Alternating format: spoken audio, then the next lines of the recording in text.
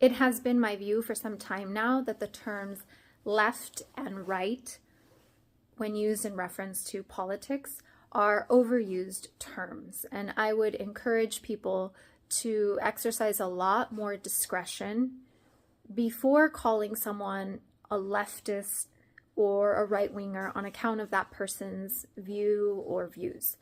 Now, in order to explain why I think the terms left and right are overused terms, I first have to talk about what purposes they serve, because I do think they serve a purpose, more than one.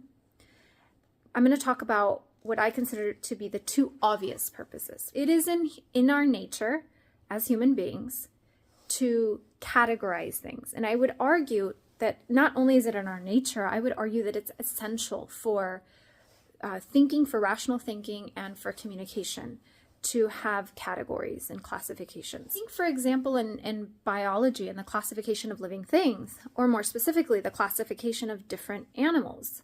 We'll have different animal groups. We have a mammal group, right? And why do we have different groups, such as the mammal group? Because it includes members that share certain common characteristics distinct from what we observe in other animal groups. So in the case of mammals, the giving of live birth, giving of milk to their young. So these are important distinctions. These are features or characteristics that are distinct enough that we said, well, this warrants placing them into a different category. They don't belong in the reptile group.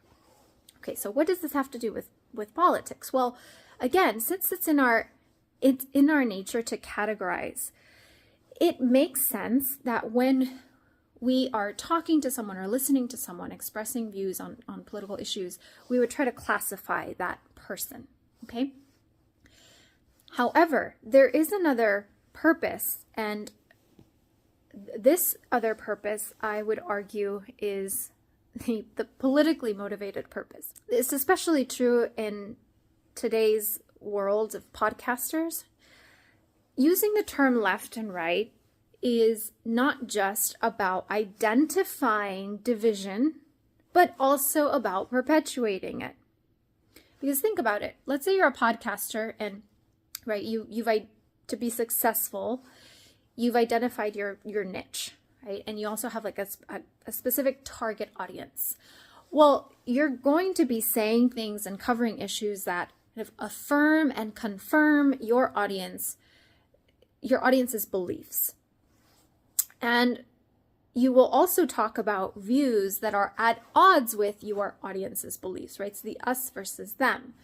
This is what I consider the political purpose of the terms left and right. Now, with these points in mind, I want to talk about, having acknowledged, right, that the terms left and right can serve a purpose that is in keeping with why we put things in categories in the first place. As I said, this is it's in our nature as human beings to do this. So having acknowledged that, and also having pointed out what I think is the kind of the political reason for using the terms left and right, especially on social media, I want to move into the limitations of the term. And this is why I say be careful when you're using these terms. I'm going to give an analogy that I call the wardrobe analogy. My question to you is your wardrobe left or right? Now, take a moment to think about that and tell me how you would classify your wardrobe. Is it left or right? I like to follow kind of the minimalist ideal. And I've been working at getting rid of things that I don't need or that I think are excesses, because really what I want is I want to have a minimalist wardrobe.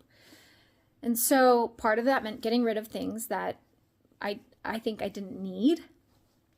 But it also means that going forward, when I shop for clothing, I have to be very intentional about it. It means buying few quality pieces that combine well together, because that is essential and key to maintaining a minimalist wardrobe. if I don't have some guiding principle behind my purchases, I'm just going to end up with a larger than necessary wardrobe. Part of this is just kind of related to having a more having more simplicity in the things that I own, and being mindful about what I do own, like having good reasons for the things I have. Okay, so that is my attitude toward clothing. Now, would you categorize my wardrobe as left or right? I knew someone years ago who would only buy clothing that was 100% cotton. And incidentally, she also had a small wardrobe, but for a different reason, right? Because she limits her purchases based to things that fall under her criterion. Now, for another person, there may be something else that guides what that person buys in terms of clothing. Okay, it could be, formal wear, or someone else could say, you know what, I am making purchases based on brand name, right? Or based on a certain trend or fashion. I know someone that wears a lot of Burberry jackets, Burberry sweaters, Burberry coats, Burberry dresses, a child of wealthy parents. Okay, so we know that there are different guiding principles, so to speak, behind different kinds of wardrobe. But is this true of everyone? Or are there people who don't have any kind of framework into which their purchases fall within? That they simply, when they go shopping, they find something that they like, it fits well, the price is acceptable to them, so they buy it. And that's it. That's all there is to it. Are there people like that? Yes, there are. So if you open up their wardrobe and you look at what they have, are you going to say they have a left wardrobe or a right wardrobe? Now, what am I getting at? There are people who have some guiding principle that leads them to adopt the views that they adopt. Others don't have that, or they may have multiple guiding principles. The point is, people are complex and they have a constellation of views. Sometimes those views have an inner logic and you can kind of see a trend in the views. Other times it's not that way.